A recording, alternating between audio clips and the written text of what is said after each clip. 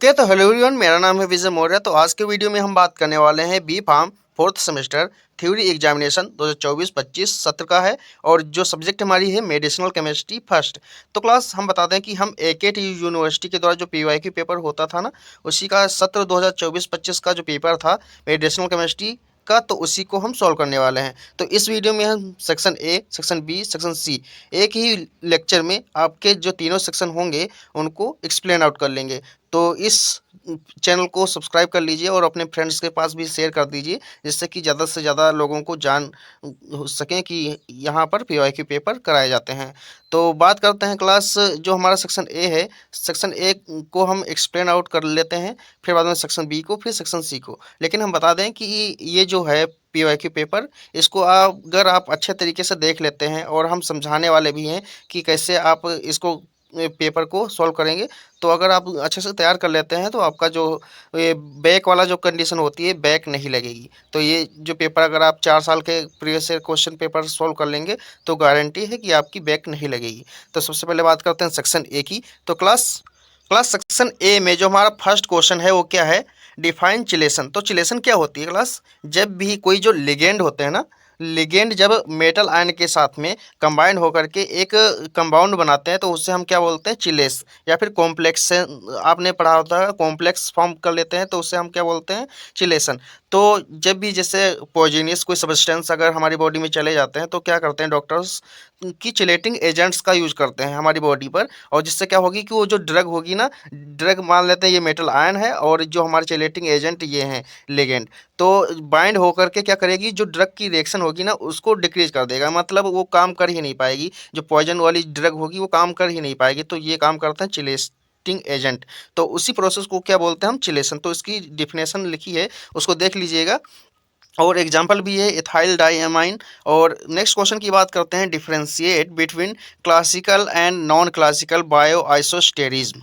तो आपने बायो आइसोस्टेरिज्म पढ़ा होगा और ये 10 मार्क्स में पूछा भी जाता है कई बार। तो उसी के हम जो क्लासिफिकेशन होते हैं ना, यानी कि 2 टाइप के होते हैं, क्लासिकल और नॉन क्लासिकल, तो उन्हीं के हम डिफरेंशिएशन करने वाले हैं।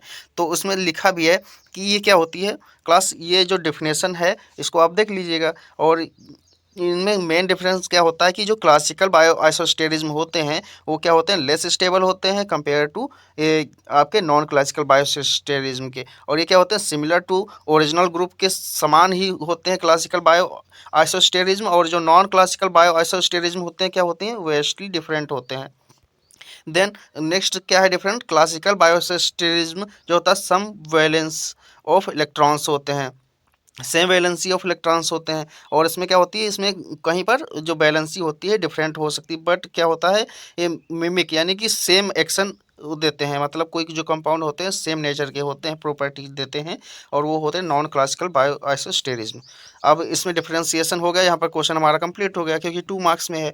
नेक्स्ट क्वेश्चन की बात करते हैं, right the mode of action of terbutaline. तो आपने क्या हुआ होगा, आपको अगर खांसी वगैरह आ रही होगी, यानी कि अगर बलगम वगैरह बन रही होगी ना, तो डॉक्टर्स क्या करते हैं, टर्बुटालिन को प्रिस्क्राइब करते हैं। उसमें क्या होती है, वो एक बेसोडाइलेटर नेचर की होती है और टोकोलाइटिक नेचर की एजेंट होते हैं। वो टोकोलाइटिक का मतलब क्या होता है कि वो जो म्यूकस होगी ना उसको ब्रेक डाउन कर देंगे, तो उस वो होती है टोकोलाइटिक एजेंट।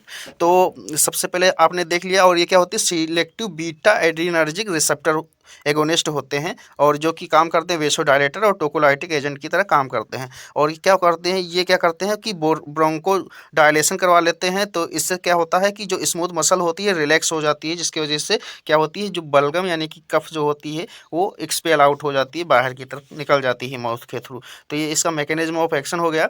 नेक्स्ट क्वेश्चन की बात करते हैं, right the biosynthesis pathway of catecholamines. तो जो कैटेकोलामाइंस होता है उसकी बायोसिंथेसिस बात कर लेते हैं। इसमें हमें क्या बनाना होता है, डोपामीन बनाना होता है, नॉरएपिनेफ्रिन बनाना होता है, एपिनेफ्रिन बनाना होता है। तो ये पूरी मैकेनिज्म है, इसको आप देख लीजिएगा क्योंकि हमने अच्छे तरीके से लिख भी दिया है। नेक्स्ट क्वेश्चन की बात करते हैं, briefly describe the mode of action of prazosin. तो प्राजोसिन क्या होती है, यह एक हाइपर टेंशन को ट्रीट करने के लिए ये ड्रग होती है। तो इसके बारे में अभी जानेंगे। सबसे पहले आप स्ट्रक्चर देख लीजिए, ये स्ट्रक्चर है, फिर बाद में मैकेनिज्म ऑफ एक्शन की बात करते हैं। Prazosin is a potent selective alpha 1 adrenergic receptor agonist use to treat hypertension, यानी कि अगर बीपी हाई हो रही है, हाइपरटेंशन है, उसमें ट्रीटमेंट के लिए दी जाती है। और ये क्या होती है, प्रोस्टेटिक हाइपरप्लेसिया अगर है तो उसमें भी रिलैक्स करवाती है वेस्कुलर्स एंड स्मूथ मसल्स को। तो ये इसका मैकेनिज्म ऑफ एक्शन हो गया। अब नेक्स्ट क्वेश्चन की बात करते हैं, classify synthetic cholinergic blocking agent. जो सिंथेटिक कोलिनर्जिक, सिंथेटिक का मतलब जो अपने आप से हम मानव निर्मित कुछ उसमें ये चेंजेस करके बनाते हैं, तो वो होती है सिंथेटिक कोलिनर्जिक ब्लॉकिंग एजेंट के बारे में। तो ये क्लासिफिकेशन है, सबसे पहले सोलिनेसियस एल्कोलाइड्स और सिंथेटिक कोलिनर्जिक्स। तो क्लास एंटी कोलिनर्जिक एजेंट जो होते हैं दो टाइप के होते हैं, एक सोलिनेसियस एल्कलाइड्स जो कि हमें पेड़ पौधों से मिलते हैं, जैसे एट्रोपा बेलाडोना से एट्रोपिन सल्फेट मिल जाता है, हमें हाइसिनामाइन सल्फेट मिल जाता है, इसके पोलेमाइन हाइड्रोक्लोराइड मिल जाता है। तो ये होते हैं जो पेड़ पौधों से मिलते हैं। देन अब सिंथेटिक कोलिनर्जिक्स की बात करें तो ट्रोपिकामाइड्स आते हैं, आपके साइक्लोपेंटोलेट आता है, और डाइसाइक्लोमेन जो हाइड्रोक्लोराइड होता है, तो वो जो होती हैं आपके सिंथेटिक कोलिनर्जिक एजेंट होते हैं। तो ये एग्जांपल हो जाएंगे। तो 2 मार्क्स में है, तो ऐसे ही आप लिख दीजिएगा।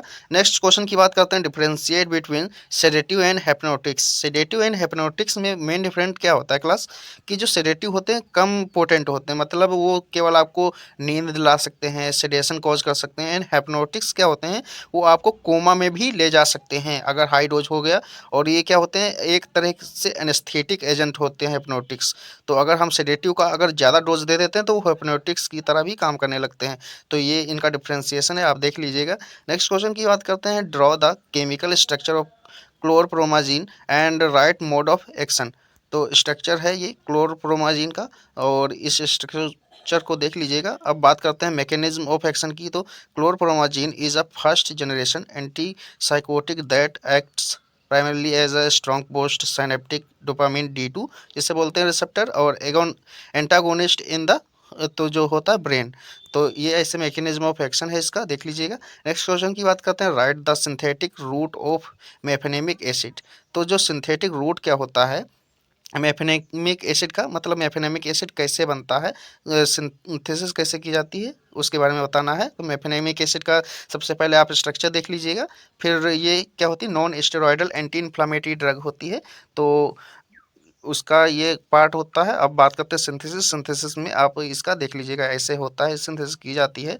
और फिर बाद में करते हैं नेक्स्ट क्वेश्चन, जो है ब्रीफली डिस्क्राइब डिसोसिएटिव एनेस्थेटिक्स। तो डिसोसिएटिव एनेस्थेटिक्स क्या होती हैं उसके बारे में बताना है। Dissociative anaesthetics are a class of psychotic drug